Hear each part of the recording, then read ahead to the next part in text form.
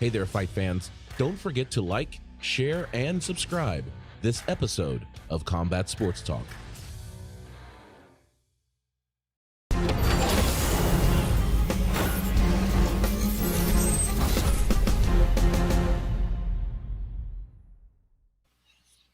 Welcome to Combat Sports Talk, a podcast dedicated to UFC and Bellator discussion, the MMA community, and combat sports in general. I'm your host, Ryan Smith, and already laughing is the man with the keys to victory, John Keys. What's up, my man? Oh, what's going on, man? Like I said, one day we're going to start recording like the 5 minutes before we actually go on air. So everybody can understand why we come in laughing half the time.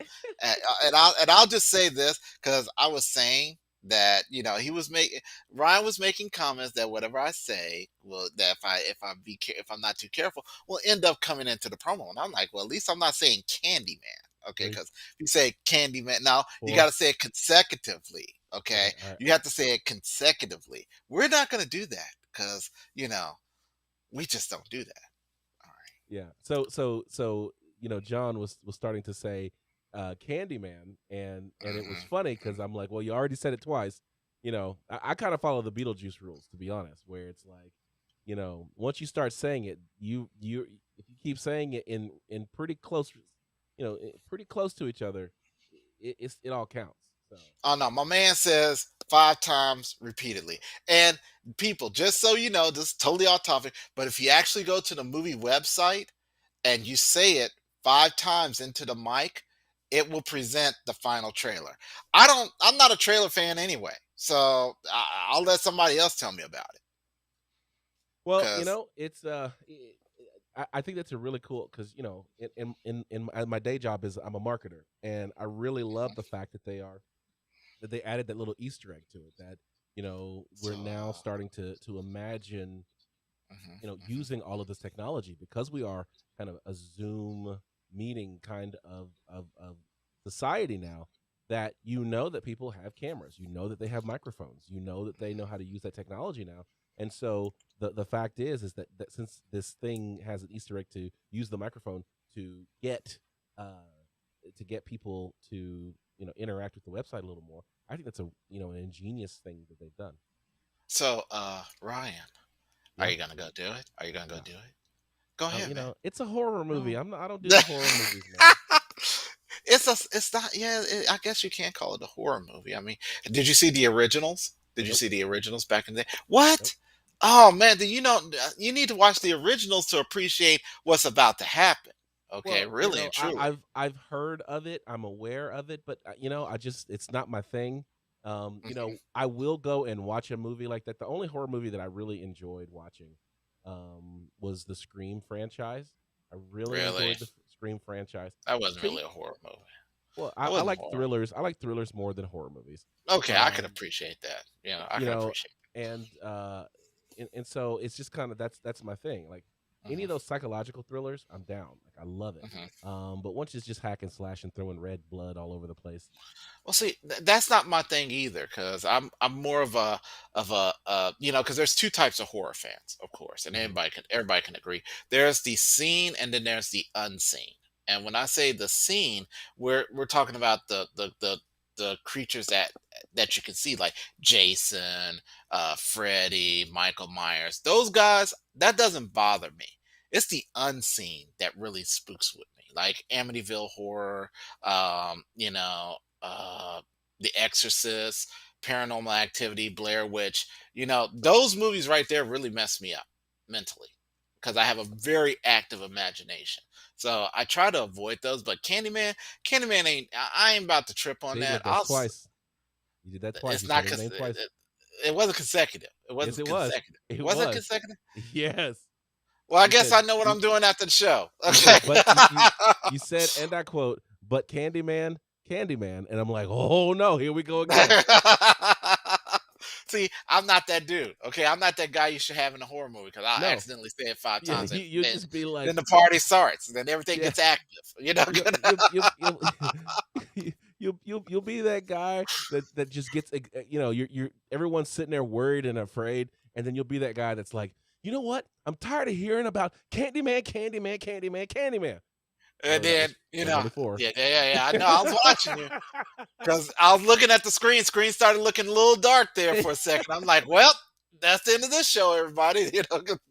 Well, I Follow think us on that's a social media. I think that's a perfect segue into, the Candyman, things looking dark and into the show. We have a huge fight coming up with Tyron Woodley, who wants to be the Candyman for Jake Paul. Now, this is something that we want to cover, very first right out of the gate. We're calling it our headliner of the day. Not usually, we don't usually start the show with the headliner, but today we are.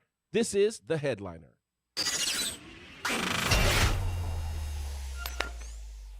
All right, tonight is a huge fight. We've got Jake Paul versus Tyron Woodley. They are fighting in Ohio, of all places.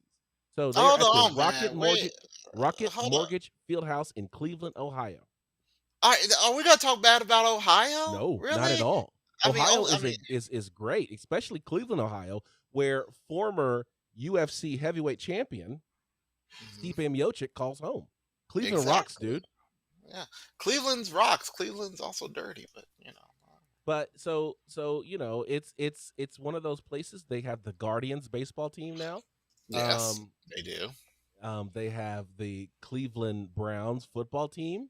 Yes. Ohio is the state where the Ohio State University and Miami of Ohio are both there. Wait a Um, minute. Wait a minute. Miami of Ohio. yes, University of Miami of Ohio. So yeah, Let's just so talk about the fight. Let's work just your let's. work that into your brain. It's So hard. So this is a huge card. We've got 5 fights on the card. Tommy Fury, who's related to Tyson Fury, Mm-hmm. is fighting Hmm. Anthony Taylor. Fury is a massive favorite, a minus 1,500. You got to drop 1,500 bones just to make $100 on this fight. So I Um, got a problem with this fight though, because what's your problem? I just read here that the British Athletic Commission, actually said that this is no longer going to be a 6 round fight, but they reduced it to 4 rounds. It's probably not gonna go Okay. to.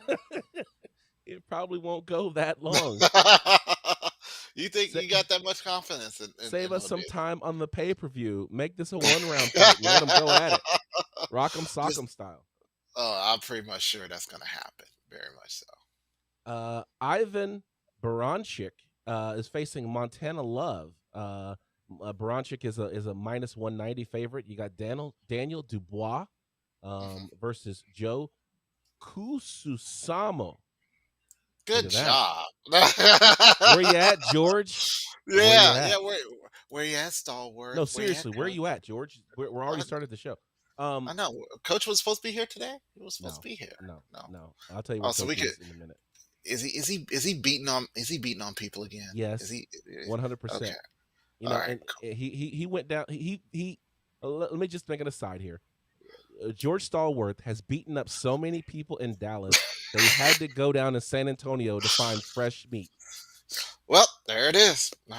We're sorry. We're sorry, people. He's on a rampage. He's on a sparring rampage. He's no mercy. Yeah. He's So he's, so he's fighting. that's what it is. Is that in order to let his training partners healed, he had to go down like what is it 6 hours down to San Antonio Something like to that. yeah to in order to find people who weren't broken enough for him to train.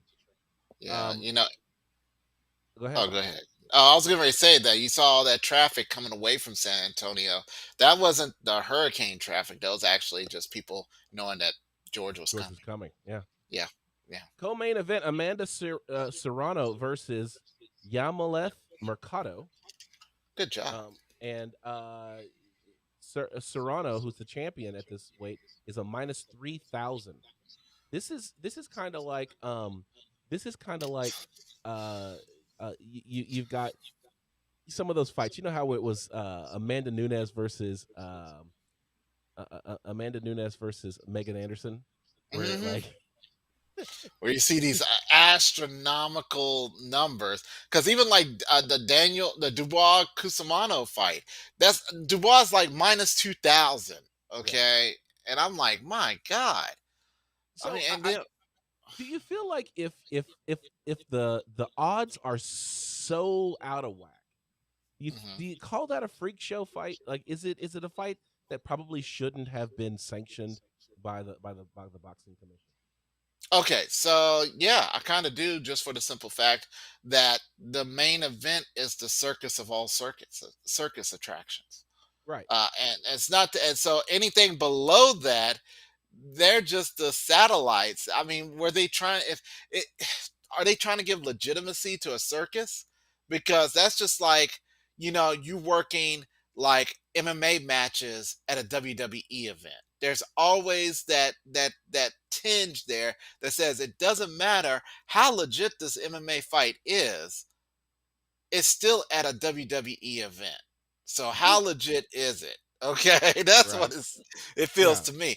But everybody's getting paid. Yes, they are. And that's one Yeah. of the topics that we'll talk about.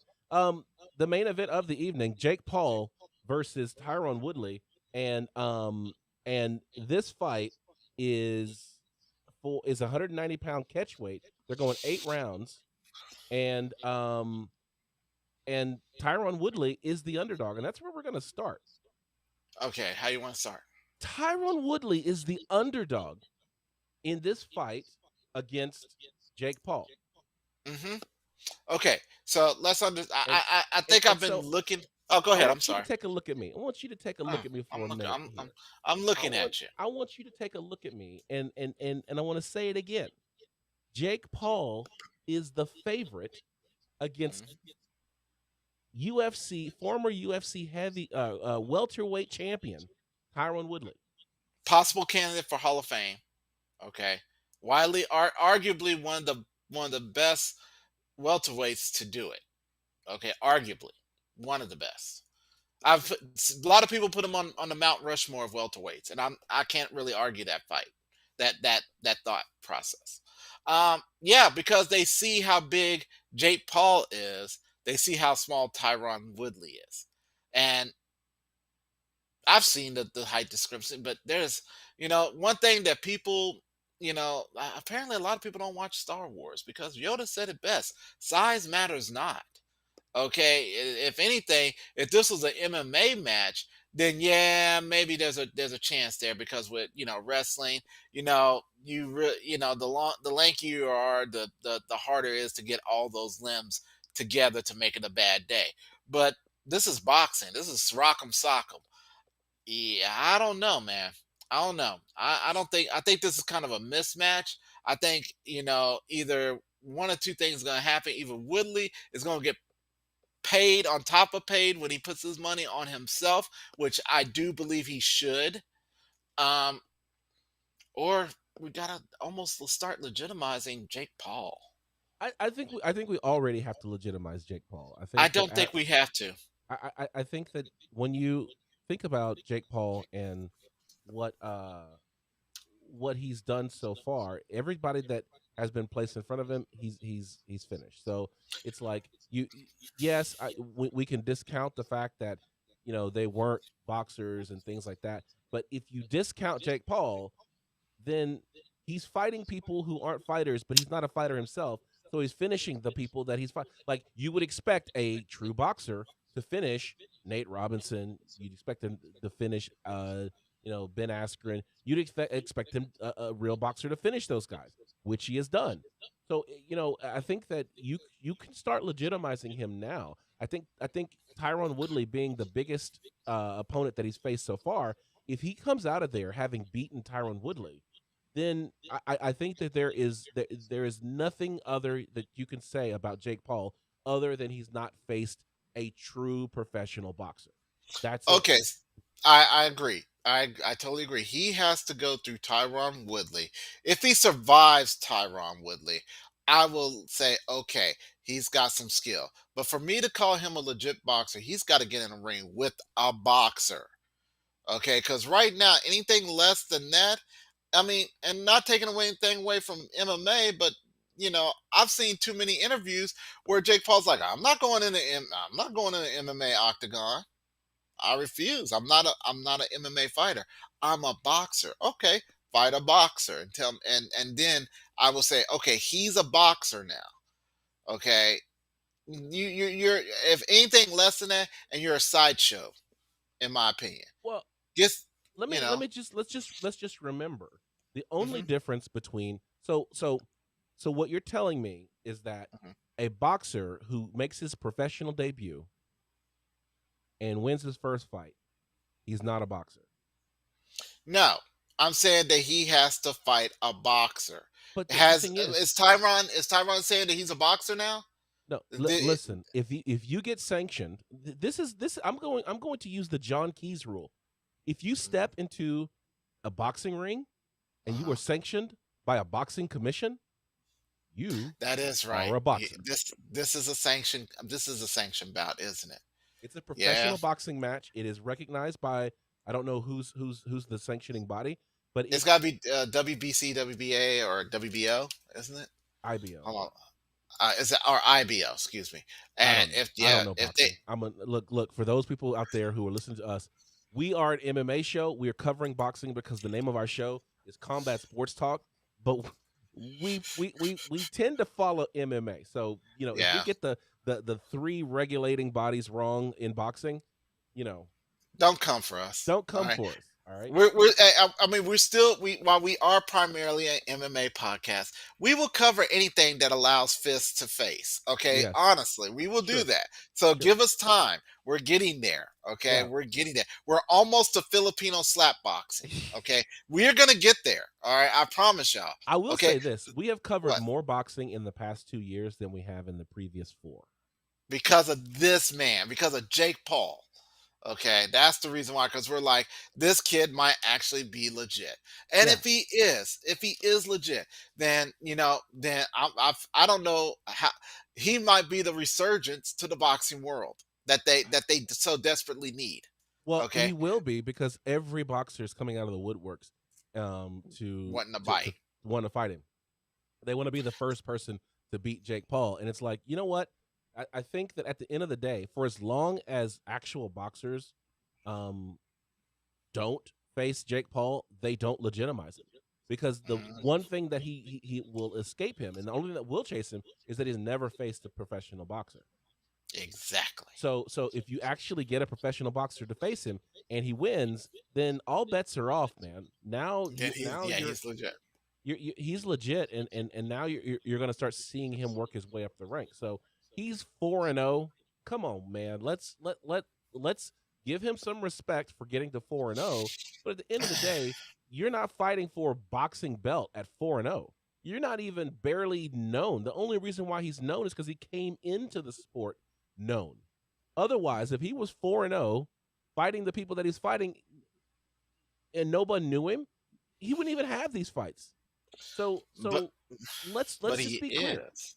because he You has the know. YouTube following, because he has this whole media asset that he has, him and his brother. So let's put things in perspective. Let's give him the respect for making it 4-0, to stepping into the ring against some very very athletic people. Tyron Woodley is going to be the big challenge, though, because what happens is Tyron Woodley is a striker who does practice boxing. Yes, he made his living in the UFC wrestling, but Robbie Lawler learned very quickly what happens when Tyron connects. Josh Koscheck learned very quickly what happens when Tyron connects. So let's not act like, oh, well, Ben Askren never actually knocked anyone out. He maybe had some TKO victories, but he never knocked people out cold. Tyron Woodley has slept some people. Slept quite a few people. Okay, this is why it becomes very interesting because what we have here. I mean, there's a lot of people that say they're discounting Tyron's striking power because he's going to have different, bigger gloves on him. Hey, a punch is a punch is a punch. Okay, I mean, he may not have the explosive power that one might expect, but he's still got power behind it. And it's not like he hasn't been training in boxing gloves in the Yeah, like beginning anyway. in MMA fighters don't use 4-ounce gloves in training. Come on Training. No, now. that's like they might as well bare knuckle at that point. I mean, goodness. Not Yeah, saying that I would not be disapproving of that. I would love to see them bare knuckle train, but that's me. yeah. That's me. I think that that's probably going to be counterproductive to preparing for a fight if you're training bare knuckle sparring. Strengthen those knuckles up. Get those nice nasty calluses on there that eventually you can strike a match off of. But Yeah. that's a different story for a different day. All So right.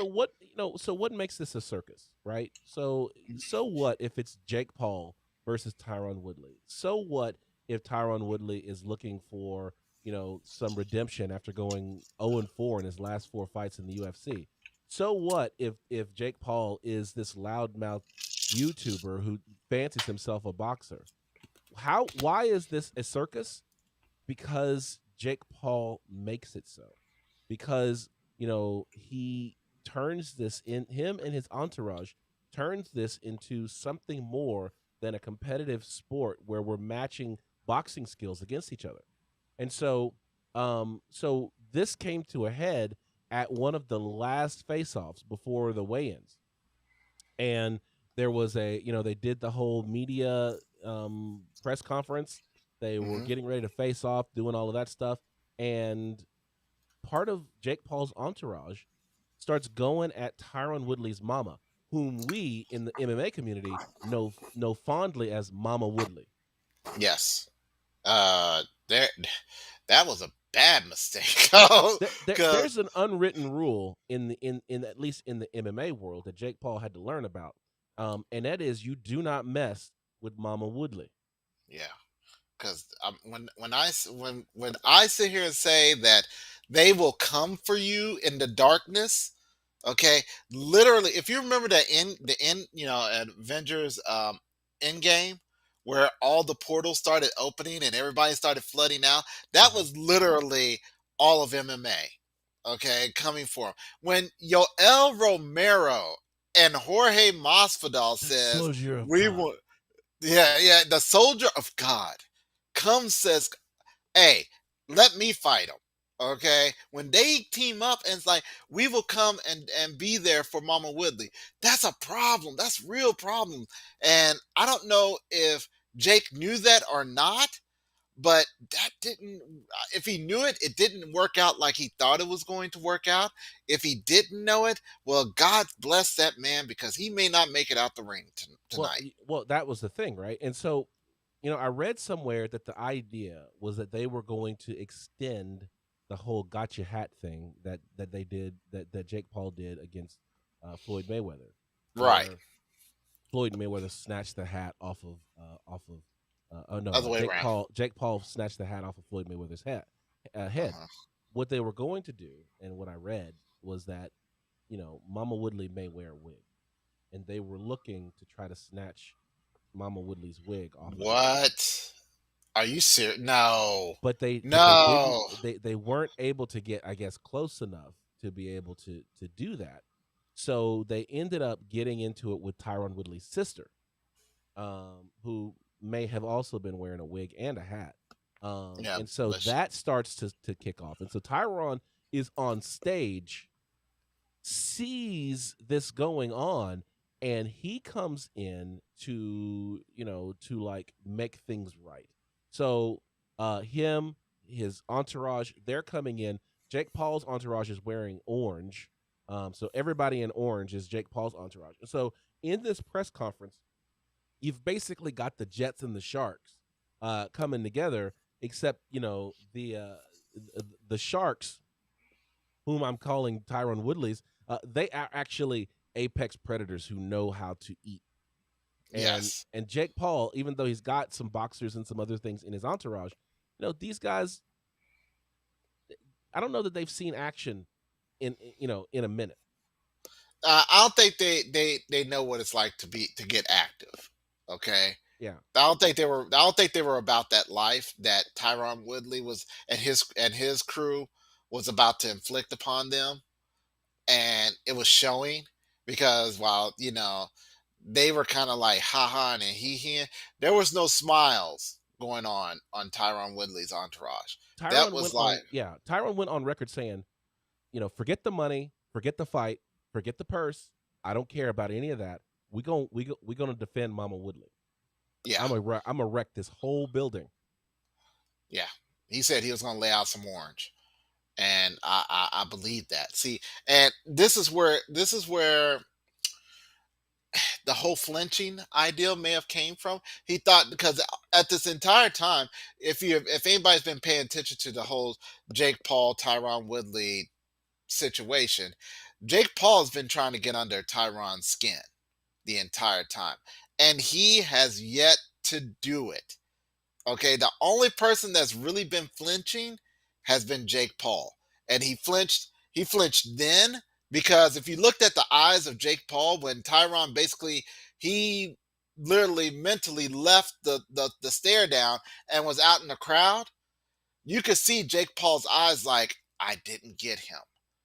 Okay, so we fast forward to their MVP, the MVP sit down where they do the face Very to face, horny. and there's oh yeah, Errol Hawani, which was and if you got 45 minutes, it'll be a good 45 minutes to 30 or 45 minutes to just watch and really laugh, because a lot of stuff that Jake Paul was saying, and I hate to give him credit, was pretty funny. Okay, it was pretty funny when he's literally trying to bounce it on Tyron, and Tyron's not even having it. I mean, it was literally just it was a grape to a gorilla, really, and it was not working.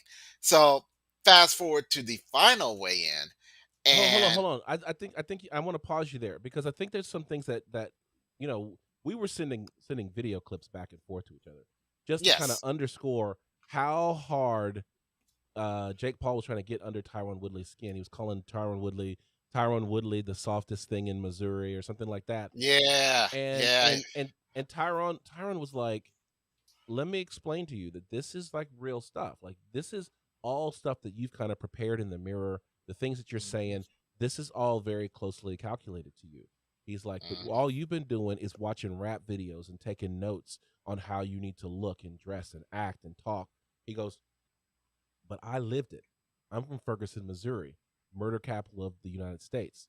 He's like, this is what my life is. And so I'm watching you be a culture vulture and dress like my like what I my lived experience and wearing five chains like you're a rap star, a Nipsey Hustle, like oh you're yeah, all of this kind of stuff. He goes, but I'm gonna hit you on Sunday night. I'm gonna hit you with some culture and you're going to actually learn what this is all about. Like you have Jake Paul doing all of this, kind of monologue, Muhammad Ali style pro wrestling, intro kind of stuff, and Tyron Woodley is speaking to him as a man and like, no, you don't understand that this is serious to me.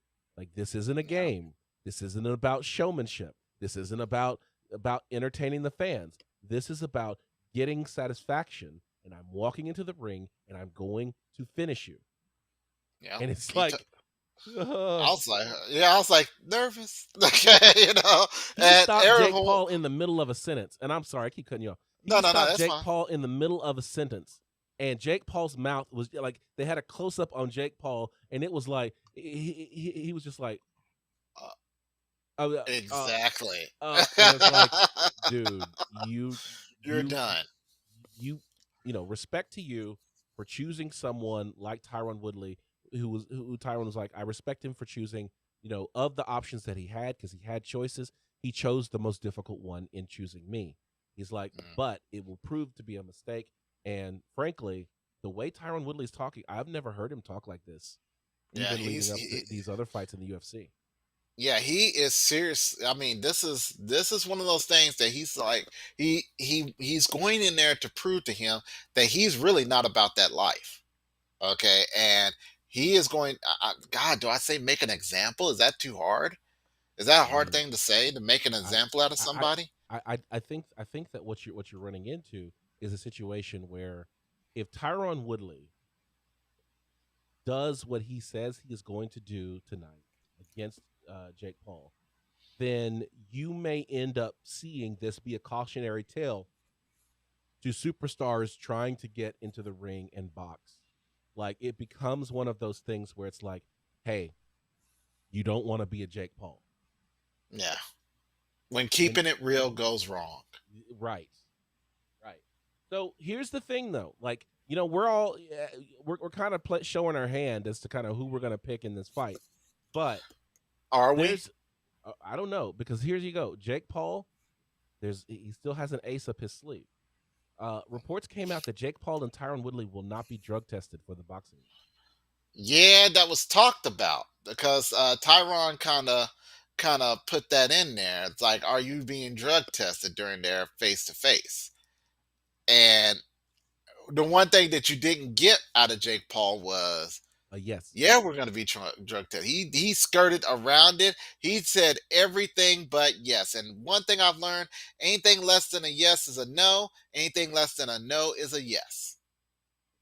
Yeah, that's right. I was always taught no answer is typically a no answer. I like that. So look at that. So it's gonna be one of those things where it's like, okay, so are we looking at EPO? Is that what we're dealing with here? What are we dealing with here? I'm assuming Tyron that don't care. he said he doesn't. I'm assuming that Tyron isn't going to fight fire with fire No. and try to, because we don't know if they're not, neither one of us being tested. We don't know. Tyron could be juiced too. But I think that when you start looking at what Jake Paul's been able to do, being in a situation where he's not being tested, um, and he's got a lot to lose and a lot to gain. I don't see why he wouldn't be motivated, or at least, incentivized to try to get an extra So wait a minute. advantage. So wait a minute. How are you sanctioned if you're not tested? Um, what it said was that the Ohio State Athletic Commission head told Mike Bone, who is Bone. He's MMA Junkie. He's a reporter for MMA Junkie. The Ohio Hmm. State Athletic Commission told him that Jake Paul and Tyron Woodley would not be subjected to fight night drug tests. Only athletes to be tested on the card were those competing in title bouts. So once again, how in the world are you sanctioning a bout that isn't being drug tested? Because apparently, so maybe it's not one of the major fighting WBO or WBC, but it is a fight under the Ohio State Athletic Commission as a professional fight. So Hmm. so maybe that's how they're getting around it. But every state's athletic commission is different. Okay, I'm gonna leave it at So that. so Yeah. so you know so I think that that's one of those things that you have to keep in the back of your mind, given the fact that Tyron Woodley is alluding to the fact that Jake Paul may be taking some performance enhancing drugs, and they will not be tested. What that means is that Jake Paul's ability to take a punch and Jake Paul's Mhm. ability to land a punch are going to be heightened, and so he Yes. may not be the punching bag that a lot of us in the MMA world want him to be.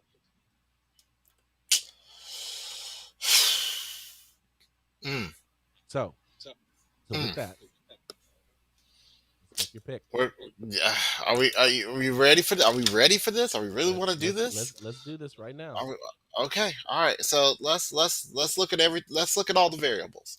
Um, we've seen that um, Tyron Woodley is focused, highly focused. He's been training for quite some time. He said this was what he wanted to do originally.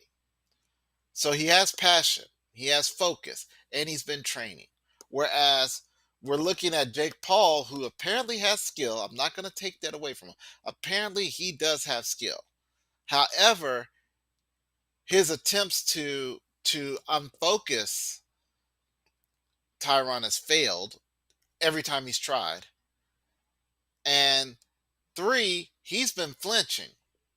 If you haven't noticed, he flinched quite a few times. Matter of fact, he did try to steal your hat maneuver from Tyron, and Tyron ducked out real quick. So to allude to his training. So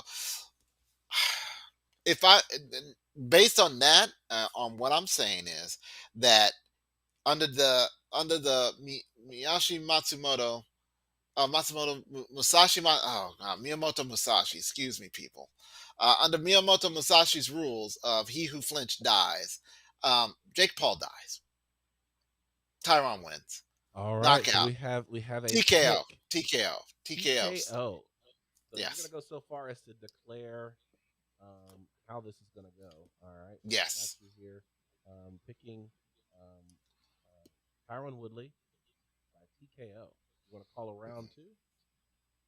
I'm not going to call it round two because we No, don't know you want to it. call a round also? No, I will not call around. Because just for the simple fact that this is also another test for Mr. Paul. How can he survive? Because it was it's 3 minute rounds. There's 3 minute eight rounds. rounds. That's 20. That's 24 minutes. Tyron is trained for 25 minutes. Okay, he's trained for 5 round fights. Okay. Also, you got to put in there that Tyron is has been mentally trained to look out for kicks, takedowns, submissions, uh, dirty boxing clinches, all sorts of that. This is just going to be rock'em sock'em. So he's got none of the worries. They're just putting shoes on this man and say, just throw punches. Okay, focus on where you're going to hit. So all that said, that's really stacking. That's making Tyron from 5'10" to like 6'7" right now, All right. in my opinion. So here's my take. Okay. I think you've assessed Tyron Woodley very well. Tyron Woodley's coming in as a former UFC welterweight champion. He's got knockouts under his belt. He, at the end of his career, he preferred to strike over wrestling, and I think that I agree with you that he always wanted to kind of box anyway. So this is definitely something that's in his wheelhouse. You also find that he is at peace. One of the things that he talked about in his interview with Ariel Hawani is the fact that you know in getting to this age and having this experience that he has, that he's found that he didn't need all the bravado. He's found that he can go deeper than he'd ever dig deeper than he'd ever been able to dig whenever he was 25. And so what you've got is not only do you have old man strength, but you've got old man grit. And so when you start thinking about that, is you've got someone who is battle hardened and ready to go into the ring. Match that up against Jake Paul, who all he's done is boxing. And you get Hmm. to the point where if you train this sport enough, you will get to a level of competency that other people just don't have. And so we're going to be able to see whether or not Jake Paul is actually gaining the ability to go after a legitimate boxer. Because if you look at it, you see him go from a Nate Robinson who never laced up gloves and did little more than 2 weeks of bag training at a title boxing, Right. to a Ben Askren who now had actually been an Olympic athlete and actually had some skills and actually did train some boxing, even though he didn't really use it, to now someone who is a former UFC champion who actually wanted to box. So we're seeing a graduation of the level of competition that Jake Paul is facing, and I think that is telling about what's going on in the back end. Yes, the front is a party, but the big business is in the back, and he is ultimately the mullet of boxing right now. And Well, all we're looking at is the mullet, right? The mullet's yeah, party in the front. I thought Oh, no, so I I'm thought it was sorry, business in the front, business in party in the front, back. party in the He's the back. So we reverse got a mullet. reverse mullet. Yeah. Reverse mullet. But the sentiment is the same. Is that there is some intelligence that's taking place in the back that we're discounting, and I think that when you match that with Jake Paul not being tested, having access to the types of things that we can't do in the UFC, I think that makes him a bit more dangerous, and I think that's going to level the playing field. I'm I still gonna go. I'm still gonna go with Tyron Woodley in this fight. mhm. I would love to see a finish, but I think we're gonna go to decision. Which if I bet that if I bet that this would go to decision, um, I would make zillions of dollars because no one. I think it's like 800. It's a plus 800 bet that this goes to decision. And I so serious. and Yeah. so I wouldn't make millions unless I bet hundreds of thousands. But you know what I'm saying. Yeah. Yeah. Um, See, here's what I got, and also to addendum to what you just said. The fact that and I see Jake Paul's progression, and I applaud it. However, The difference between the progression of Jake Paul versus the progression of Tyron Woodley, Tyron at times has been in fights where he had to bite down on that mouthpiece and go in there and take care of business. Jake Paul has never, ever had to do that. I don't think he's ever had a bad day. In my mind, I see him, he is surrounded by a whole bunch of hype men that are gassing him up.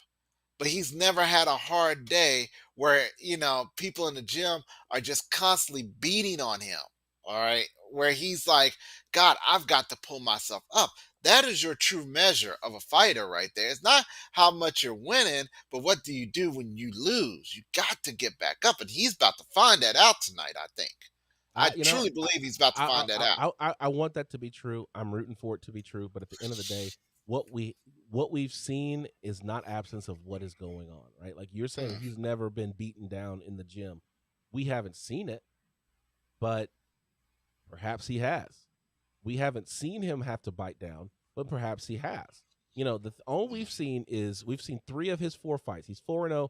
We've watched 3 of those fights. Actually, I only watched really 2 of those fights, right? mm. And so to say that he hasn't experienced what Tyrone is, that's very true. But at the end of the day, too, we saw Tyron Woodley decline. And so Yeah. it's going to this is we're hoping that we see Tyron bounce, right? And start that climb back up. Right. But that Vicente Luque fight, that Gilbert Burns fight, that Colby Covington fight, that Kamaru Usman fight, those were all fights where Tyron Woodley could have bit down on that mouthpiece and come out fighting, and he just didn't. Yeah. Um, you know, so this is a good comment from Meow Meow. He says Jake didn't ever get pushed in the ring, and I'm sure he's sparring in the gym and stuff. That said, in that regard, Tyron probably has the advantage. Generally, before fights, fighters have quite a few sparring sessions, quite a few hard sparring sessions. Yeah, I think that if Tyron Woodley's able to, really show his show show what he's made of, it's going to bring Jake Paul in deep water, and we're going to see what happens. But to say that Jake Paul has had, basically cupcake training up to this point, I think, and not that you said that, but the sentiment is that Jake Paul hasn't faced adversity, and I think that he probably has had to at some point in his training. Uh, I want to say that hard training without consequence is not considered hard training to me. When when I say that, I'm thinking about what Tyron Woodley is coming from. Jake Paul had money beforehand. And if I seem to slide into class warfare, forgive me. But Jake Paul, he's doing this, for fun. Was for many years, this was Tyron's livelihood. Okay, so I don't think Jake Paul really understands where Tyron is coming from and but like I said, tonight he will. All That when right. he comes in there, he's coming in there for, from a different perspective. So here we go. So meow meow. If you're out there, who you got? Who you got? Yeah. Who Because you rocking with? Who we're you we're rocking? we're as we're kind of honor bound to choose Tyron Woodley as MMA. People who follow MMA, we kind of have to choose. But At we least I feel an obligation to choose Tyron Woodley. But at the same time, I don't feel like that obligation is a heavy load to bear because I think that he is probably going to win this fight. But well, at the same time, you know, I just want to make sure that we're not treating Jake Paul like he is lacing up the gloves for the very first time. We keep no, doing that, and he keeps getting first round finishes. So I'm done pretending that Jake Paul is some kind of poser. He's not. no, He's not a no, poser, and he's and not. and he very well could walk out of this ring with another skin on his wall, and it's going to drive me crazy if he does. So Yes, so I mean, stay tuned but next week. yeah. Well, no, not even next week. We might come off real quick. Tonight. after the fight and be like, my God, it happened. And, one way or the other. All I'm saying is that I'm not taking anything away from him because Zab Judah said it. He has some skill. Okay. When one of the best boxers ever sit there and said, this guy can pretty much fight, you might want to take notice. I'm not taking anything away from this guy. However, would I be upset that he got knocked out tonight or he lost? Well, yeah, Well, yeah.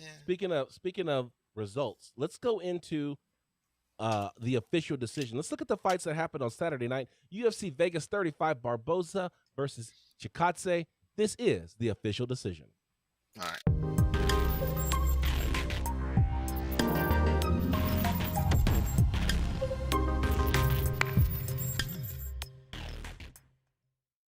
All right, this is the official decision. This is where we look at the results from the fights on Saturday night. It was UFC Vegas 35, Barboza versus Chikadze, Saturday, August 28th, 2021 at the Apex Arena in Las Vegas, Nevada. There were 6 fights on the card. There were also some great fights in the prelims that John is going to go over, and we're probably going to have to go back and forth about one of those fights in just a moment. But let's go through the main card first.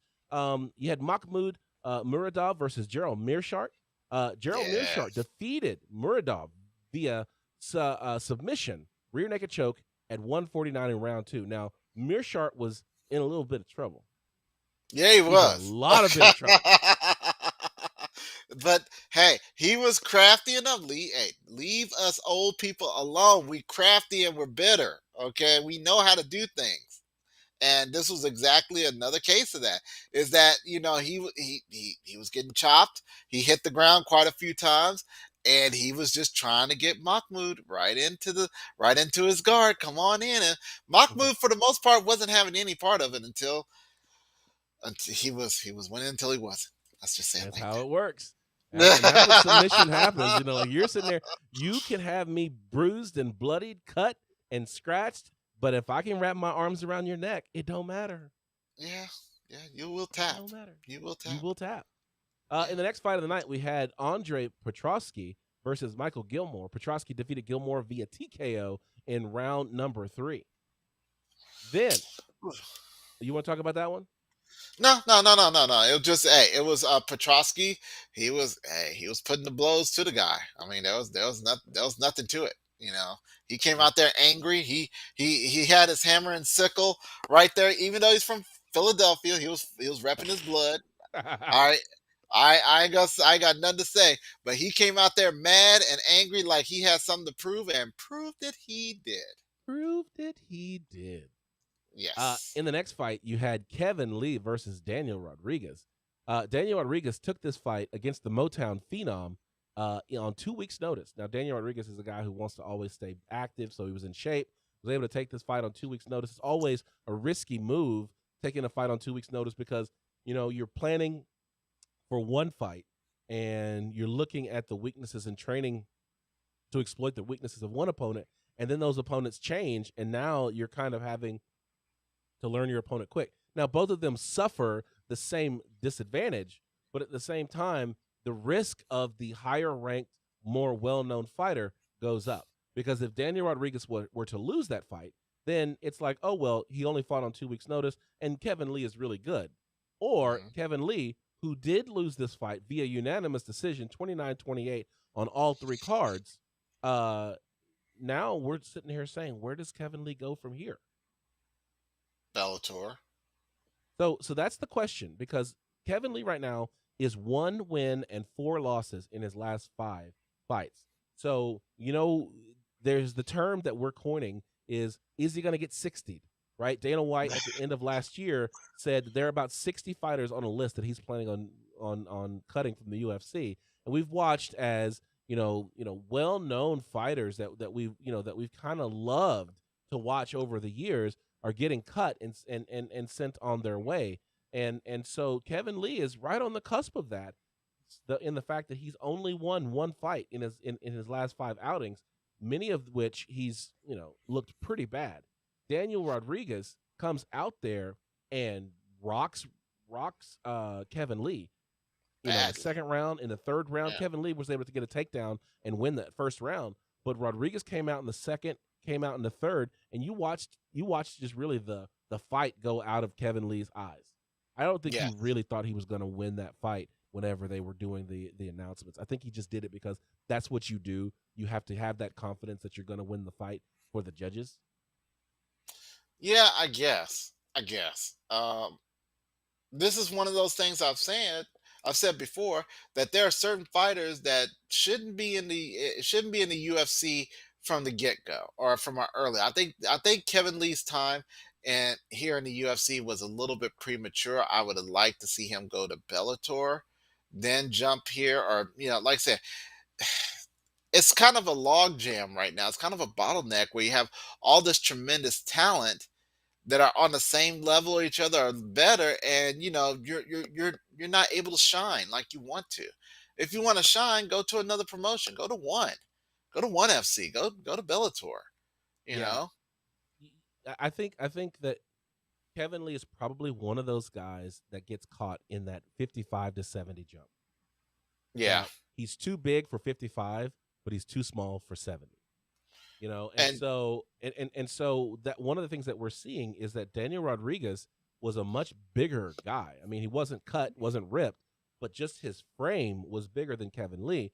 And so, Kevin Lee has been like, I want a 165, 165 pound weight class. And it's like, I understand why, because I think that you can't fight welterweight. You're not yeah, big enough.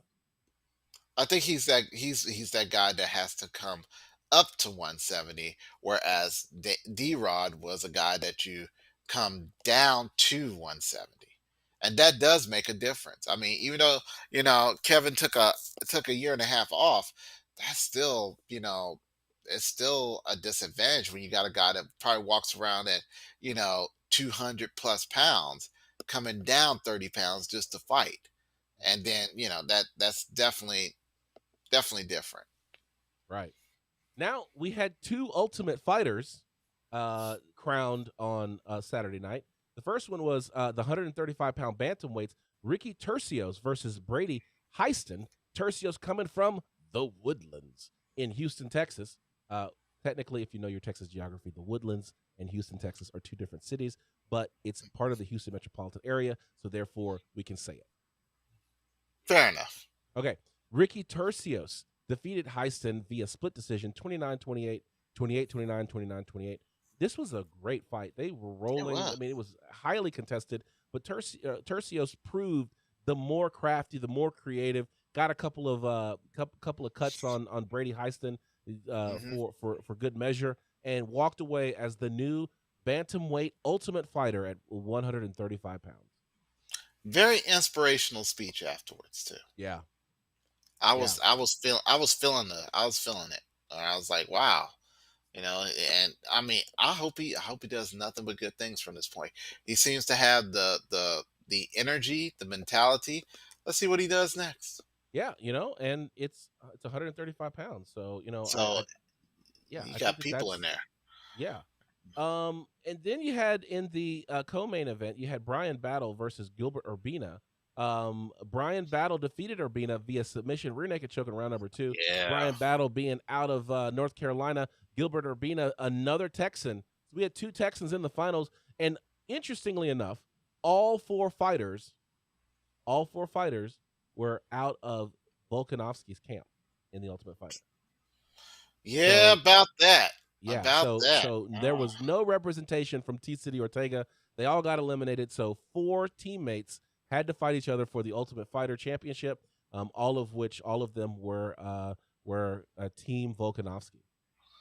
So, you know, that fight right there was really, really good. I thought Battle was in trouble because Urbina was teeing off. He was getting super aggressive in the first round, and but then in the second round, he just seemed like he was slowing down. And Battle was like, "Oh, I got this," and he really started laying his game plan in. Um, Interesting fact: I think this is not the first Urbina we've seen. I think there were two other Urbinas that went through the Ultimate Fighter in years previous, and they didn't make the cut. I think he is the first to make the cut. Oh As a matter wow! of fact, So to yeah, yeah, upgrade, and eventually, I mean, if everything goes like by upgrading and progression, the next Urbina should be the one. Okay, so um, that's all. I mean, I'm not trying to take anything away from Gilbert because, like I said, I don't want Gilbert. Gilbert, he's from the Rio Grande Valley. I don't want him to, run up on me. Yeah, Yeah. And this is the thing that even though um Brady Heiston and Brian Battle, I mean, no, Brady Heistan and Gilbert Urbina did not get crowned the Ultimate Fighter.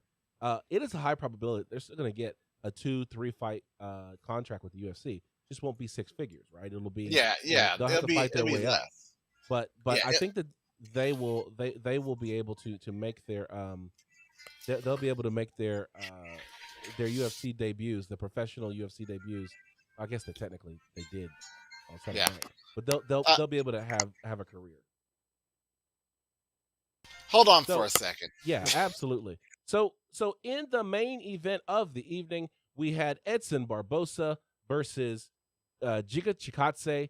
Uh, you had Edson Barboza, who's one of the most electrifying fighters in the featherweight, and he made his name as a lightweight, but he recently moved down to featherweight, and he hadn't lost a step. Might have actually been bigger than those guys, and being able to really show what he can do. He was 2-1 at featherweight right now, and coming in against Giga Chikadze, who's got a lot to prove, who believes that he is you know, the best striker not only in the weight class but perhaps in all of MMA. And Hmm. we all know about his patented Giga Kick. Is that what we're going to call it? The Giga Kick? It's what it's called. It's called the It, Giga it, Kick. I mean, and don't get me wrong. I mean, it's effective. But It's a that's what nice. they call it. They You call know, it the Giga Kick or the Giga Kick. But it's yeah, Giga. I mean, they didn't call it, Boss Ruden's liver strikes, the El Guapo attack. They never called it that. well, that's I mean, because it's they the were same ticker. back in the olden days, they were crap at marketing. Now you got the Giga Kick. Fair enough. Okay, fair enough. I guess. So yeah, and so we saw this kick land over and over again. I mean, it was very much a competitive fight in the very first round. The problem that we ran into is the fact that Giga Chikadze proved to be a little bit faster, proved to land one more strike. He was always just one step ahead of Edson Barboza. And so Hmm. it really started to materialize late in the first round. In the second round, it was very close. I think Edson Barboza made a couple of modifications to his strategy, was able to land a little bit more. And then Chikadze, and this is something that I wish George was here for. Because George always talks about you set a pattern, you create a pattern, and then you break the pattern. Yeah. And so Okay. Chikadze had been giving this pattern to Edson Barboza, where it's Hmm. like, hey, I'm gonna throw jab cross, I'm gonna throw jab cross, and maybe I'll kick. And he was doing that, and what he did was he throws the jab, throws the cross, and instead of throwing the kick, he rushes forward and and just throws this gigantic right hand on Edson Barboza's face, rocking him, and it was the beginning of the end. Like Right. at that point, Barboza was trying to wrestle, trying to grapple, was able to try to get a heel hook in. Chikadze was able to get himself out of it, put himself into to a position to do what was it? He had I guess it was an Americana, went to a Yeah. Darce, or it was a guillotine, went to a Darce, and from that he was smart because what he did was he he actually let go and stood up. Huh? And when he let go and stood up, Edson Barboza, who was rocked, and you can see this, Edson Barboza, who was rocked, feels that Chikadze lets go, and so Edson Barboza is like, okay, I'm going to stand up, and so Edson Barboza stands up without any protection, and Chikadze is right there with another And boom, and a and molly that's whopping. and he just got him, and that was basically it. Finish off with some hammer fists and some late strikes, and that was it. Giga Chikadze defeats Edson Barboza via TKO at 144 in round number 3. Masterful storytelling there. Yeah, there is nothing that anybody needs to be, Edson Barboza does not need to be ashamed of this fight. Okay, he fought a monster, and he did come up short, but it was like, what can you do? He was there. He was always there. I mean, just wasn't his night. I'm happy for Giga. I'm happy that he's not backing down. He's not calling for no easy fights. He's calling for the next hardest fight that he could ever call. Who is it? Next to Max Holloway. Call for He is Max calling Holloway. there, and that would be a very interesting fight to see, because I miss Max in the ring. I really do. You Well, know, if you're ever gonna have a fight where you're trying to figure out who the best striker is, I think that's the one. starting with Edson Barboza, going to Max Holloway, uh, you're picking the right ones. So Yeah, if you can get that Max Holloway fight, I'm down to watch it. I'll pay yeah. pay-per-view dollars for that. Yeah, I mean, this will. I mean, he's really fighting. I mean, we really need to look at his kill list that he's had so far and see what type of striking statistics that these fighters have, because it could be that he is going to end up calling himself the best striker in the UFC. Because if you think about it, Edson Barboza, his strike percentage is high. We look at Holloway, his strike percentage is high. I think he is the best, if not the top three in the entire UFC. So with that said, I think Giga wants that title. I think if anything, he wants to be known as the monster striker of the UFC. Well, why don't you tell Dana White? I mean, MS UFC belt could be created. We're throwing belts around. BMF, MS, Monster Look at that! Striker. What Look at we that! Look at that! let's Look just make at fake that! belts all around. That haterification is not a good look on you, I'm sir. not bitter. I'm not bitter at all. All right, let's go ahead and close the book on this one. Wrap this up. Oh, but no, we can't yet. Whoa, whoa, whoa, We whoa! can't Not yet. yet. We We can't got yet. two. We got two. We got highlights, people. So there's such thing as honorable mentions when it Mhm. comes to our official decision, and I got two here because no matter what we say about the main event, it's the preliminaries that usually set off the fight. So the first one we're going to talk about, there was a bit of a controversy in the Sam Alvey fight, where Sam Alvey, even though he lost, it was the how he lost. He lost by decision, not the problem. Okay, he really wasn't. He really got outclassed. However, his opponent struck them in the eye so many times that he had not 1 point loss, but he lost 2 points for the entire match. My problem with that is that when they called the decision, they called the count that they gave, it should have been like 28-27, but they ended up doing a 29-28.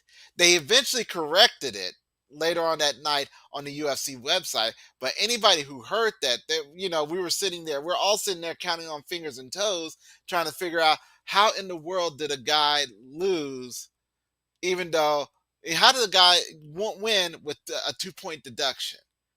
I mean, and it wasn't like Sam Alvey was getting seriously outclassed. He was just losing rounds. That still should have got him a tie match. However, Uncle Dana has saw fit, even though this guy has been on a losing skid for a minute, he has saw fit to give him one more match. Well, you know, Steve Harvey famously read the wrong winner of the Miss America or Miss Universe pageant, whatever. I think Hmm. mistakes are made when you think about how many fights over how many weeks over how many years. Like the fact that this happened, I think is representative of the professionalism that these guys have and how they're putting this putting the promotion on. The fact that they got it wrong is unfortunate, but Sam Alvey still lost. So I guess what they're saying is that this should have been a draw. Is that what they were looking for? I would have preferred a draw. I really would have got. I really should have been a draw, or even a no contest at that point. Because, like I said, he was warned. He did it, and he got the point deduction, and then so no 10 seconds later he did it again. All right, so I mean, some people said he was harsh for getting 2 points. I'm saying that the second time he did it within 10 seconds, that would have been a no contest in my book. Or even maybe a DQ. Yeah, yeah. I mean, I would have either way. I'd have been happy either way.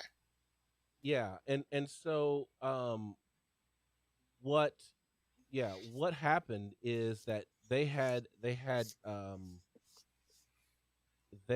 Sam Alvey losing all 3 rounds, and so it should have been 30-27, but because he lost the 2 rounds in the same round, the 2 points in the same round, they scored it a 28-27. But they sat there and said 29-28. That's right, what and that's what Bruce Buffer. Yeah. So there's that. Now, that's the bad thing. Let's talk about the good thing. There was finish with the good thing.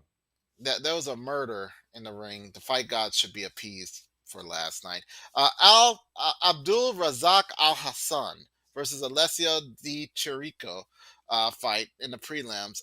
It was pretty much he walked. Abdul walked Alessio down, and within I'd say it was like a 17 minute seconds. or two. 17 seconds. Thank you, sir. 17 seconds. Want to see a dead body? Pow! And it was dead. Okay. Alessio went down, and he was done. It was like, he hit him, and the way he hit him.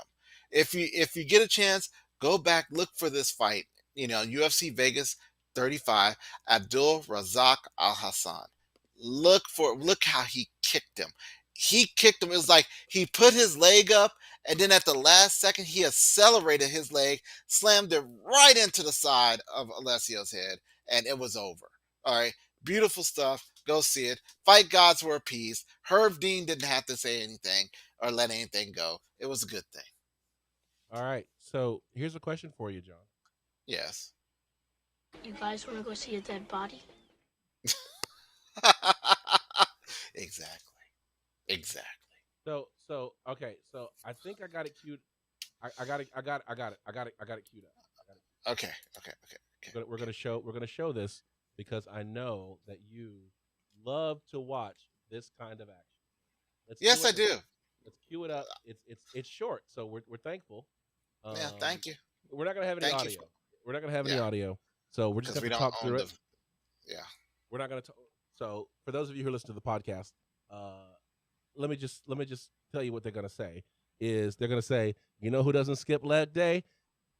Al Hassan. And then, oh, exactly. Wait, let me see. I might actually be able to make this. Can you do it? One more second. Yep. No, you got the app open.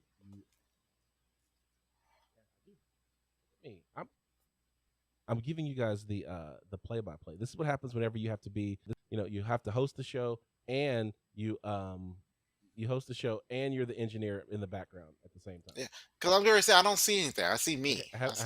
I haven't shown it yet. Okay. Here we go. All right, and boom, there's the screen. All right, here we go. And there's the screen, and Al, the Chirico is on the right. Al Hassan is on the left there. All right, here we go. And that's a Mac. Let's hit play. Let's put it out there. Yeah, that evil Mac. You know who doesn't skip leg day? Yeah, right. Abdul Razak Al Hassan. Lower half, man. Oh my goodness! Wow! One and done with the leg kick. Thank you, Paul Felder, for calling it. And then a backflip to end it. There you go. Yes. So of course, that's one reason why we watch this sport. That's why we love it. It's one hitter quitters. Yeah, he won't know what happened. I'm pretty much like they said that he got hit, and he was like, "Why is everybody in my living room?" And as he's looking like, "Why are y'all here?" And then it's like going to be like later on in the week he's gonna start crying uncontrollably because he realized what happened. So, well, I know it doesn't actually fit here, but we can also play this. All it took was one punch. Kick. Shout Yeah, out it to was Abdul Al Hassan. That is Abdul Razak good Al stuff, Hassan. man. Good All right, stuff. let's go ahead and close the book on this one. Put this one on the shelf because this card is history. Now let's go Yeah. into finding the angles. Mhm.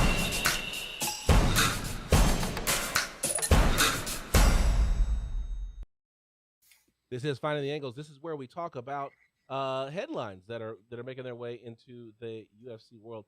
I'm gonna skip and save the what's on the top of the the the run sheet this week for next week's show. Why? Because I think that it's going to take more time, and hopefully we'll have George here, maybe even have Kalechi here to discuss line 37. But we're gonna go ahead Okay. to line 39, and this is UFC launches Rebuilding Together initiative, plans a gym rebuilding involving Stipe Miocic, and it's That's always cool. funny.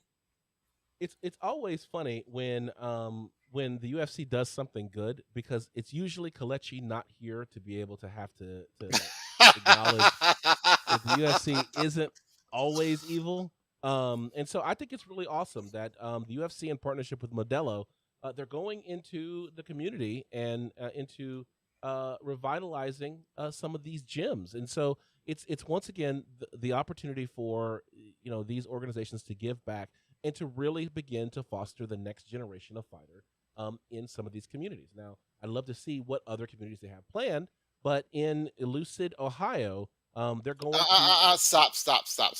It's not elucid. It's Euclid. Euclid. Euclid. Sorry, Euclid. Euclid, All right. Euclid, Ohio. Yes. Man, I don't know. Yes. Like I said, I just know Hey, how to I'm say I'm from Cleveland. the region, dude. I'm from the region. Indiana, Kentucky. Ohio's right next to us. We know these names. All right, Okay. It's not for Euclid. sales. It's for size. It's not for size. It's for sales. Remember All that. right.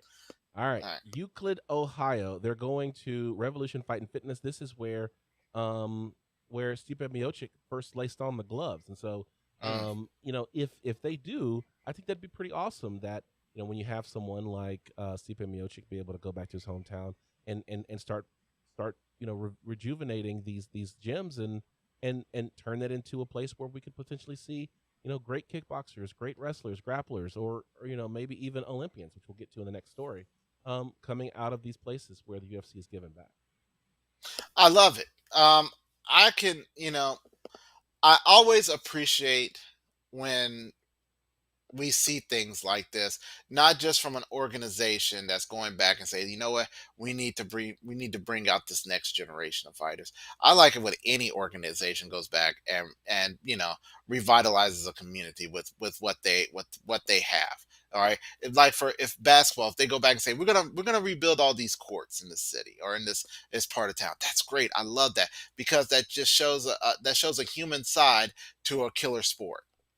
Okay, I'm all for it.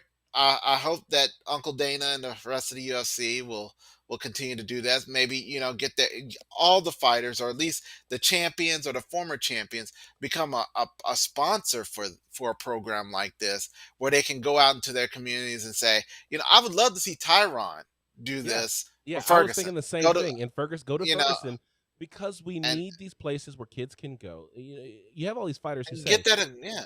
yeah, they all these fighters say, well, if I hadn't turned to fighting, who knows where I would have been. If I hadn't turned to fighting, I'd probably be dead. All of these Yeah. times these fighters talk about that this is the opportunity for the UFC to give back and to create these havens for people, for these kids whose other options are limited. And there Yeah. are few places that are more limited with options than Ferguson, Missouri. So I would love to see the UFC, and maybe that's what's going to happen. If Tyron Woodley is able to get this win tonight, maybe having done Uncle Daniel a favor, the UFC will go back to Ferguson and clean up a gym for kids to go to. Exactly. Quit putting all these UFC gyms in the fancy area. Put these UFC gyms in the hard hit areas. Give these kids an outlet for this energy, that the pent up energies that they have.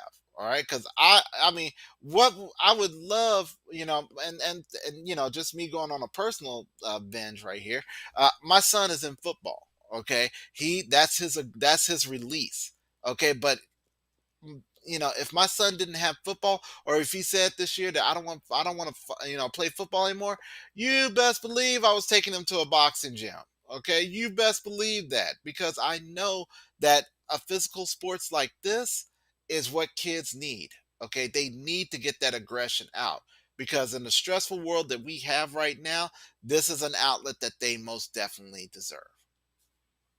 One of the things I was thinking about as you were talking about it, Mm. at the end of the day, Dana White has always said that the reason why people love the fight game is because it is us at our most primal. Yes. At the end of the day, we are predators. We are hunters. We are, our eyes are in the front, not on the sides. That means that we keep our eyes on the target, and that means that we are apex predators. And so, when you are in a society that looks down upon that level of aggression, some of us need the ability to go and get that aggression out in a place that could be done in a healthy and controlled way. And so, Hmm. when we don't, that's where we invite some of the challenges that we face within our society. And as you're talking about, with the pressure that we find in our society, when you have limited options and you have this level of aggression to get this out, then you run into situations where you run afoul of our societal norms. You run afoul of the laws that we have set. And in doing so, we aren't helping ourselves out by not investing in it. And so when you have a sport that's dedicated to, you know, to you know, to this craft at the highest level, I think that it only makes sense that basketball should be building basketball courts. That football should be providing the means for these kids to play football. And it only makes sense that if the UFC is going to be legitimized as one of the great professional sports in our nation and perhaps in our world, they will do the same and start giving back the way that they're doing here in Euclid, Ohio. Amen. All right. Somebody who I don't know what his background is, but Gable Stevenson, who was a Olympic gold medalist this year at the Tokyo Olympic Games. I don't know if he went to wrestling because he was one of those kids who needed an outlet, but he definitely did turn his craft into gold. He is an amazing wrestler, and now everyone's asking, now that you've been to the mountaintop, what are you going to do after you go to Disneyland? And he has multiple options. The top two being going to WWE or to the UFC. We talked about this last week.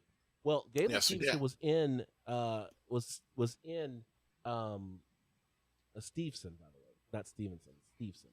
Gable Stevenson Yes. was Yes. in Vegas, and everyone just kind of assumed that he was going to talk to Dana White, and he was like, "Look, I was busy. I had a lot of things to do. I didn't have a time to speak to Dana White. He wasn't on my agenda. But Dana White has my number. Dana White knows how to reach me. I'm an Olympic gold medalist. I ain't chasing nobody. They can chase me." And I like the attitude, but you can only have that attitude when you have options.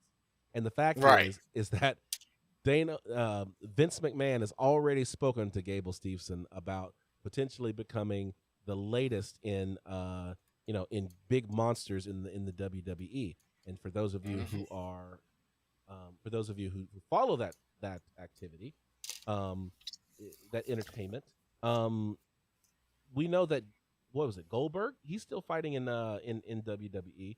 Goldberg, I think, may be finished, right? So that's a Yeah. that's a That's uh, that's a spot that's opened up for a new monster to be introduced into the WWE storyline. So I think that this is a perfect time for Vince McMahon to throw some money Gable Stevenson's way. Says, "Hey, listen, have you seen what we did for Kirk Angle? We could do the same for you." hmm And away you Well, go. He's got somebody now that we can face off against Bobby Lashley. well, see, let's look at that though, because this is not the first time that they've done it. Like I say, you mentioned Kurt Angle. They've had quite a few Olympians, starting all the way back from with Kim Patera, and he had a successful run in the WWF at the time. Like I say, they're wanting him. It's been said Vince McMahon wants him to be the next Kurt Angle, and I don't see why not. The dude is only 21 years old, first of all, so he young. Second of all, he doesn't have a broken neck like Kurt Angle did when he first started, so he can do it. I want, as much as I would love to see him in the UFC, because I think that, he's got the chops to fight. Um, he doesn't have to. Brock Lesnar had the chops to fight, and he chose to go with the money first before he went to MMA. I ain't mad at him for that. Yeah. Dude did a shooting star press and landed on his head and still walked around afterwards. He was hurt. And a shooting star press is basically when you're like this, and then you do a counterclockwise motion. Just look it up on YouTube. Brock Lesnar shooting star press, coincidentally versus Kurt Angle. So watch that and watch how he lands on his head. He still walked away. Thing I'm saying is that I would like to see Gable Stevenson go to WWE. Yeah, He could be I something like good for him. what Daniel Cormier said. He said, "Go to WWE, have them turn you into a monster, just a physical specimen, and then once you've made that money, now go and see if you really want to fight. Then go to the UFC. Like, it's always going to be there. You're always going to be an Olympian, and the UFC wants Olympians in to be fighting, because wrestling is the base sport. Look at Henry Cejudo, right? Henry Cejudo, Olympic gold medalist in wrestling, came into the UFC and had a slow start, but found his way and became a champion and the at bantamweight. Triple champion, a triple champion, double champion, at Triple champion. bantamweight and a gold medalist. So is that what it is? Is that what it is? Is this what we're doing? Bantamweight 135 and champ. What are the three? Because I got bantamweight and I got Olympic gold medalist, 2 champions. We're talking about U.S. flyweight, 125, dude, 125. He didn't win that belt. He was handed a belt. He was awarded the belt. That's the champion. He was awarded the belt. He was awarded the belt, and he defended it. Did he not? No, he didn't defend it. Are you sure he didn't defend it? I could have swore he defended it. He did not defend the 125. Well, okay. Because he did he did the 125, and then he fought T.J. Dillashaw. Well, actually, no, he beat. You're correct. He defended it against T.J. Dillashaw, and T.J. Dillashaw got busted for EPO. And then he went up to 135 for the vacant 135 and beat Marlon Mahace, I believe.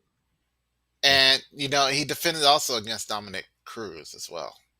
So he defended at 135. 135 he defended against Dominic Cruz was his last. Yeah, and then at 125. Well, at 125 he defended against TJ. No. He won against Demetrius Johnson. He won it defended against TJ. He defended against TJ. Okay, all right. Okay. Just so I remember the history. I remember the history. So I'm just trying to remind me. So let me get the history straight. Mm-hmm. Because what happened is that Demetrius Johnson defeated Henry Cejudo, but they awarded the belt to Henry Cejudo, which was relinquished by Demetrius Johnson. Demetrius actually gave up the belt because he was going to ONE FC. Okay, so with that ideology there that you have there, sir, you shouldn't have been a marketer, but rather a lawyer at this point, because you're the way, yeah, exactly. Because the way that you do it so convincingly have me second guessing myself here for a few minutes. Like, was I right? Yes, I was right. Okay, yeah. Ladies and gentlemen, we know he's a Triple C hater. Okay, he is, and he thinks that Triple C can't run up on him. But little do we know, he might be. He might do it one day. I am ever closer to having Triple C run up on me now that George has actually met him. And George actually I think George said he had dinner or drinks with Henry Cejudo. So really? I didn't know that. Yeah, he actually did meet Henry Cejudo. And so now I'm ever closer to having Henry Cejudo run up on me, because George, G Money Stallworth, little do y'all know, George is an instigator. Wait a minute. When's your birthday again, Ryan? When's your birthday? It's in Let's not even worry about that right now. Because I'm like, that'd be a heck of a birthday gift. That's the gift that we'll keep on giving for all of about 5 minutes, probably. So let me tell you why George is an instigator. You may recall from last week I was talking about something that went on in the local bar where George and I frequent, called the Lion and the Crown. I talked about a wonderful person named Cindy who was very interested in kicking me in the leg. Apparently, she's got a very strong kick, wants to do a leg kick on me. I talked major crap about it. So George was texting her during the show. She listened to that episode, and she did 3 times, she said. And so I went there last week, and she confronted me, and she's like, "Oh, I'm not in a position right now to come at you, but just know it's coming." And like everybody in the bar now is like, "Oh, Ryan, just know she's gonna roll up on you." So wait a minute. Is she gonna cosplay it though? She's got to cosplay to get. You're gonna have to drink if you talk about it. If you say it, you're gonna have to take your drink. Go ahead, finish it off. All right, because she's got to cosplay it. That's the only way she's gonna get the Benji. You want the Benji? Yeah. Cosplay it. So we are now on Ryan watch to see if Ryan actually gets assaulted by Cindy and or other people within her circle who also heard the episode and wanted a piece of it. So it's like I can't afford to have Cindy's crew and Henry Cejudo rolling up on me at the same time. This is like the absolute worst in a comic book when all of your rivals show up at the same time, and it's just a beatdown. So So I'm gonna have to say is that Henry Cejudo, Cindy, you guys, I'm just joking. This is a bit. Don't be real. Like don't even come after me like that. No. Y'all should, like I said, one day y'all gonna hear like the pre and post tapes, okay? What we be saying, and that'll be a totally different story. All I'm gonna say about this, on Ryan's behalf is, remember, people, $100 if you come up with a cosplay of Chun-Li and you videotape it. All right, I got a Benjamin for you. All right, solid Benjamin. What? If Henry Cejudo shows up with in Chun-Li attire, that's gonna be scary. That's gonna be totally scary. But he's the king of cringe, so he might do it. Yeah, he might. Speaking of Chun-Li is my favorite Street Fighter character fighting out of China. This segues nicely into UFC 268, which has recently been announced, and Rose Namajunas is fighting Zhang Weili from China. They're going right back to the rematch, which I think is a terrible idea. Should be Carla Esparza. We should be seeing that fight as opposed to Zhang Weili, who got head kicked in like the first round. Like, don't need to see the rematch there. Well, okay, so the only reason why I think that this may be happening is that maybe Carla's taking a break or something like that. Just needs a little time, because I follow Carla on the gram, and she's been around the world, okay, since the last fight. So I mean, maybe she's not mentally there yet, but I mean, Zhang Weili, I mean, if you remember the fight that she got knocked out, and she didn't think she was knocked out.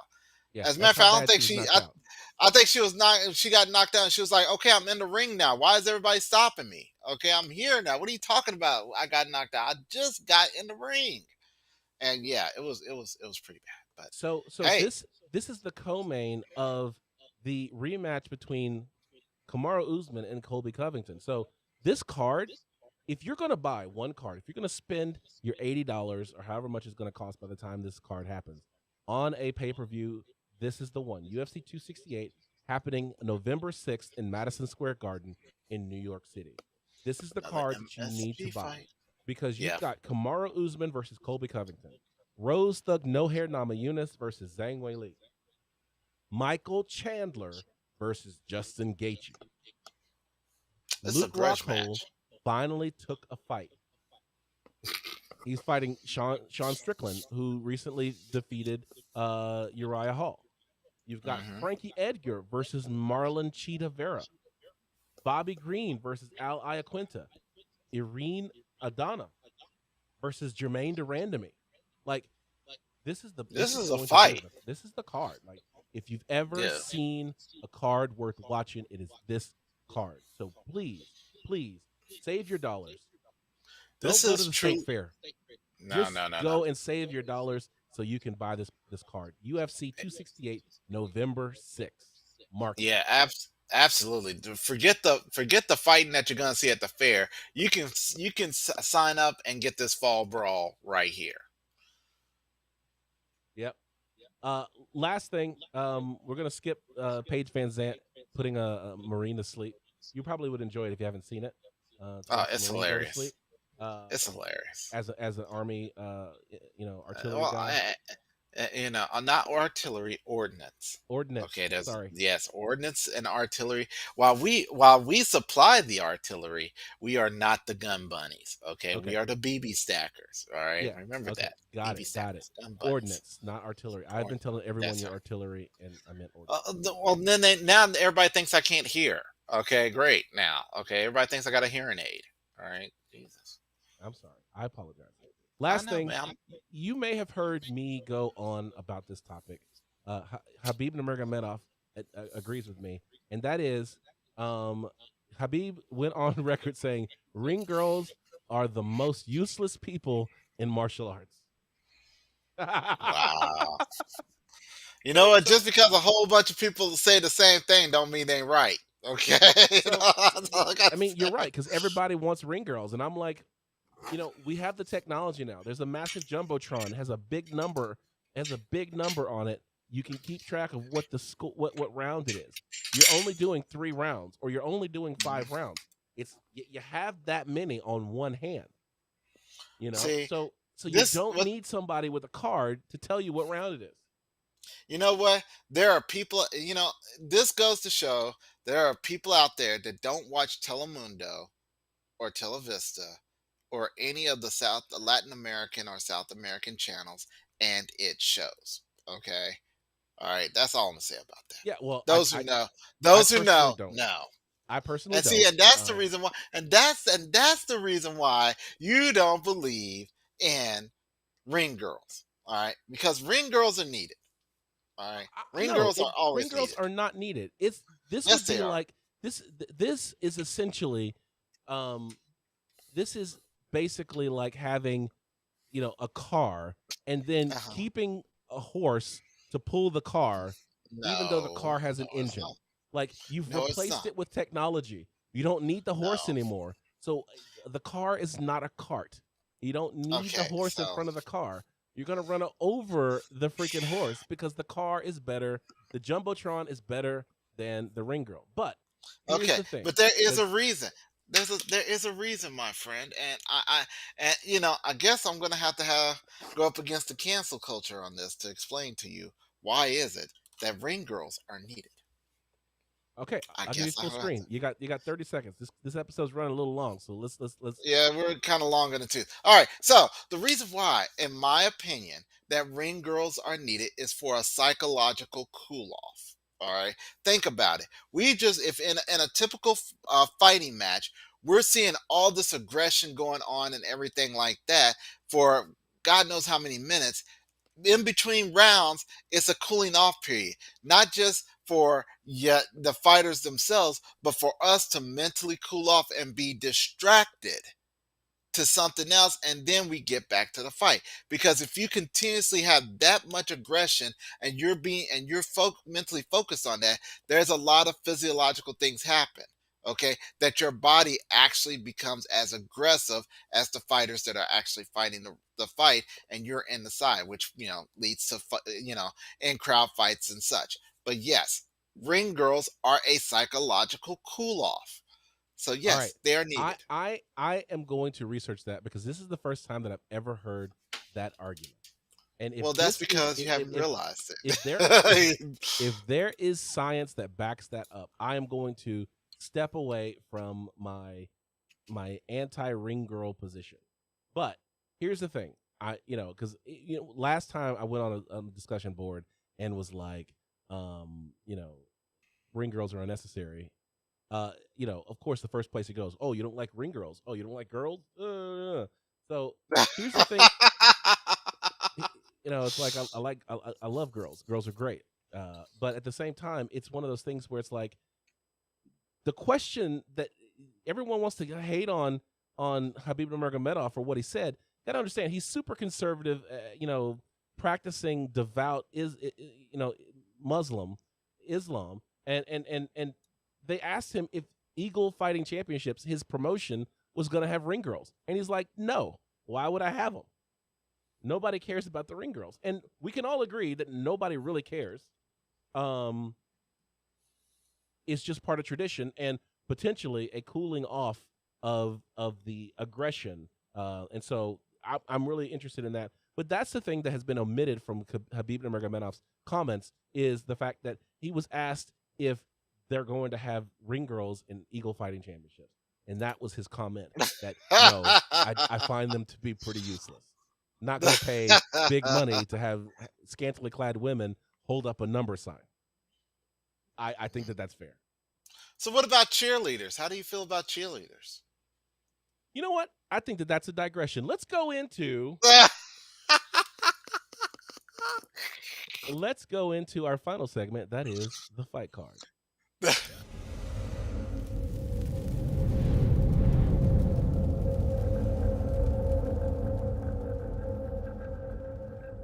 You're not trapping me, John Keys. I know. I see it coming. This is the fight card. UFC Vegas 36, Brunson versus Till, Saturday, September 4th, 2021, at the Apex Arena in Las Vegas, Nevada. We've got 5 fights on the card. Modestas Bukauskas. Bukauskas.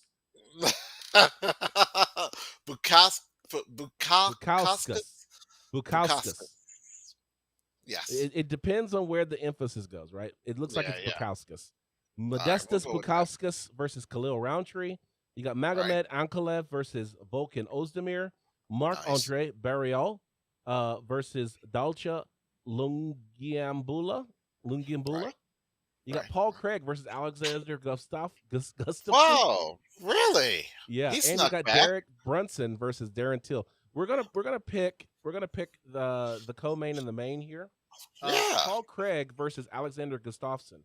Paul Craig, of course, we know he went up against Jamal Hill and ripped his arm the wrong way. Alexander Gustafson was in 2 of the most closely contested championship fights you will ever see. One versus John Jones, the other versus Daniel Cormier, which I have the Daniel Cormier poster on the wall, where Gustafson almost came away with that victory.